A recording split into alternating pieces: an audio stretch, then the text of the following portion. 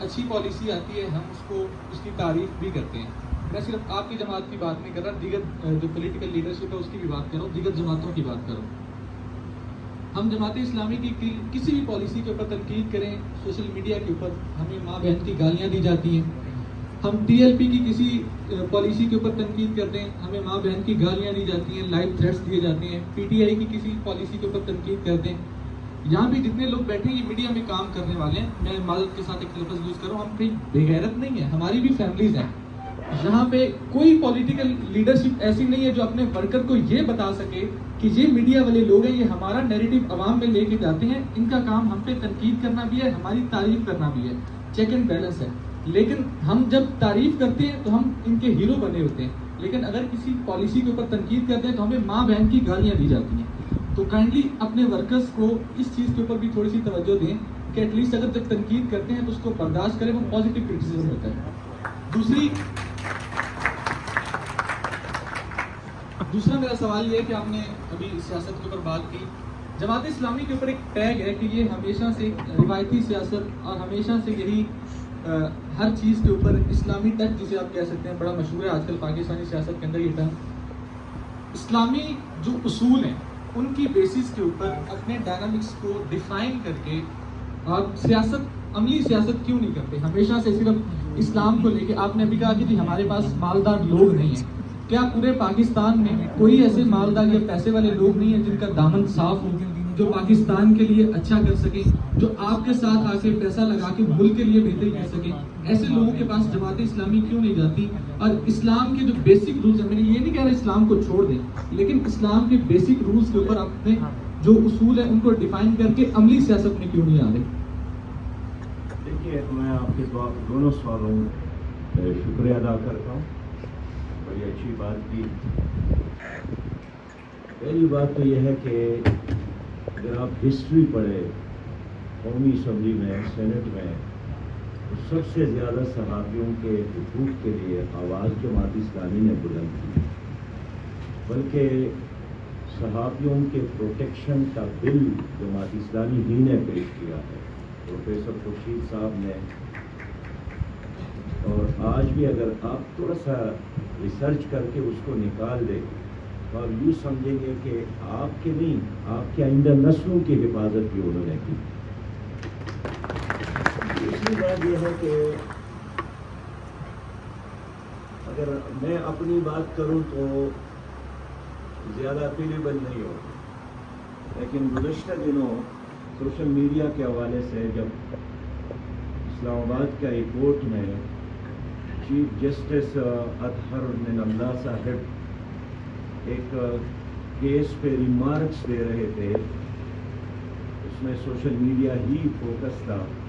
اس نے کہا کہ میں نے تمام سیاسی جماعتوں کے سوشل میڈیا کو دیکھا, ہر سوشل میڈیا کے ورکر کو, اپنے کارکنان کو انہوں نے گالی سکھائی ہے. اگر کوئی کلین میں نے پایا تو جماعت اسلامی کا سوشل ڈپارٹمنٹ ہے, جس میں گالی نہیں ہے, جس میں جھوٹ نہیں ہے, جس میں پروپیگنڈا نہیں ہے. اس کی وجہ یہی ہے کہ میرا ایک ایمان عقیدہ ہے, میرے کارکن کا بھی, کہ میں نے ہر لفظ کے بارے میں اللہ کو جواب دینا, اور اسی احساسی جوابدہی کی وجہ سے میرا زبان اور لفظ کنٹرول ہے, میرا ہاتھ, انگلیاں اور لفظ اور ہر تحریر کنٹرول ہے. اس لیے ہمیشہ جو بات آپ کرتے ہیں یہ تو ہمارے شمس الدین صاحب اپنے دوستوں کو بلا کر اس کے نمبردار بن گئے ہیں. یار گالی کے بغیر دلیل سے ہم کیوں بات نہیں کرتے؟ باقی چونکہ جماعت اسلامی کا جو لائن ہے وہ ظاہر ہے تمام سیاسی جماعتوں سے, پی ڈی ایم اور پی ٹی آئی سے مختلف, اور آپ جانتے ہیں کہ پی ڈی ایم کا بھی ایک بہت بڑا ووٹ بینک ہے, پی ٹی آئی کا بھی ایک ووٹ بینک ہے, پھر اس کے ورکرز کا بھی ایک سوشل میڈیا پر موجودگی ہے. تو سب سے زیادہ برا بلا تو ہمیں ملتا ہے کہ آپ نہ پی ڈی ایم کے ساتھ ہیں نہ پی ٹی آئی کے ساتھ ہے. یہی بات آج کے نہیں ہے, کچھ عرصہ قبل یہی بات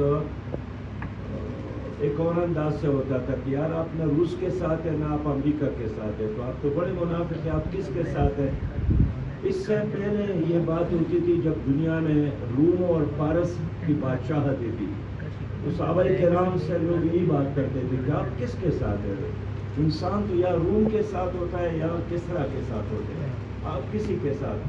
تو یہ تاریخ کا ایک سفر ہے جو آج بھی اسی طرح جاری ہے کہ ہم حق کے ساتھ ہیں اور ادھر ادھر دیکھنے کی بجائے کم ہے یا زیادہ لیکن دلیل کے ساتھ پڑے ہیں. آخری بات جو ہے نا آپ نے کی کہ مالدار لوگ کیوں نہیں ہیں. ظاہر ہے مالداروں میں بھی وہ مالدار جنہوں نے حق پیسہ کمایا ہے اس طرح لوگ تو ہمارے ساتھ ہوں گے، لیکن اکثریت اس میں جو مافیاز ہے تو وہ ٹکٹ لیتے نہیں ہیں، ٹکٹ خریدتے ہیں، پارٹیوں کو خریدتے ہیں. یہ گزشتہ عرصے میں خود زرداری صاحب کے پاس گیا، میں شہباز شریف صاحب سے بات کی، میں نے عمران خان صاحب سے بات کی کہ ہم اس ملک میں متناسب نمائندگی اختیار کر لیں تاکہ لوگ پارٹی کو ووٹ دے دے، پارٹی منشور اور پروگرام کو ووٹ دے دے اور مقامی جاگیردار اور سرمایہ دار کو ووٹ دینے کا پر مجبور نہ ہو.